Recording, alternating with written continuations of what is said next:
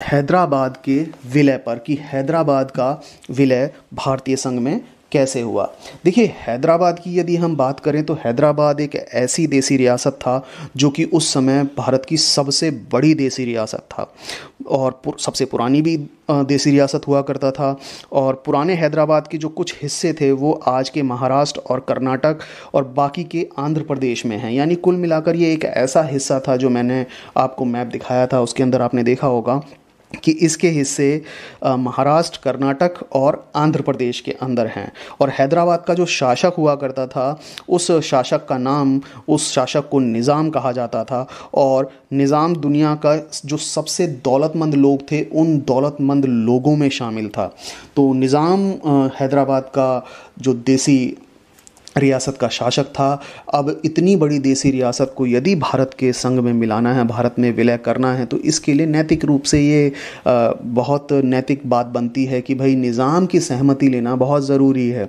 ऐसा ना हो कि निज़ाम की सहमति ना लो। देखिए, बहुत अमीर हुआ करता था निज़ाम उस समय, और शायद हैदराबाद जो थी वो एक बड़ी देसी रियासत होने की वजह से एक अच्छी पोजीशन अपनी रखती थी भारत के अंदर। इसलिए भारत में विलय करने के लिए सबसे नैतिक जो बात थी, सबसे महत्वपूर्ण जो बात थी, वो यह थी कि हैदराबाद का भारत में विलय सिर्फ़ और सिर्फ निज़ाम की सहमति के साथ किया जाए। निज़ाम का जो शासन था, वो निज़ाम का शासन हैदराबाद के अंदर बहुत संतोषजनक नहीं था। कहीं ना कहीं हैदराबाद के जो देसी रियासत के लोग थे, वहाँ की जो जनता थी, निज़ाम के शासन के खिलाफ़ थी, क्योंकि ये बहुत ही दमनकारी शासन चला रहा था।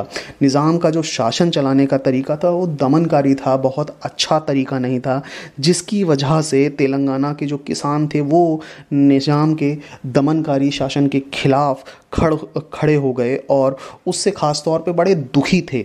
इसकी वजह से एक आंदोलन सा चल गया, एक आवाज़ सी उठने लगी कि हैदराबाद के जो शासक हैं निज़ाम, इस निज़ाम की दमनकारी शासन से हैदराबाद की जनता को मुक्ति दिलाई जानी चाहिए। और इस वजह से इस आंदोलन को देखकर हैदराबाद के जो निज़ाम थे उन्होंने लोगों के खिलाफ़ एक अर्धसैनिक बल रवाना किया। और इस अर्धसैनिक बल को उस समय हैदराबाद के शासन की व्यवस्था में रजाकार कहा जाता था। और रजाकार अव्वल दर्जे के सांप्रदायिक और अत्याचारी लोग थे। सांप्रदायिक और अत्याचारी होने की वजह से इन रजाकारों ने जो गैर मुस्लिम लोग थे, ख़ास तौर से उन गैर मुस्लिम लोगों पर अपना निशाना बनाना शुरू किया, उनके साथ लूटपाट मचाई, उनकी हत्याएं की गईं और ना जाने तरह तरह के अत्याचार उन लोगों पर किए थे।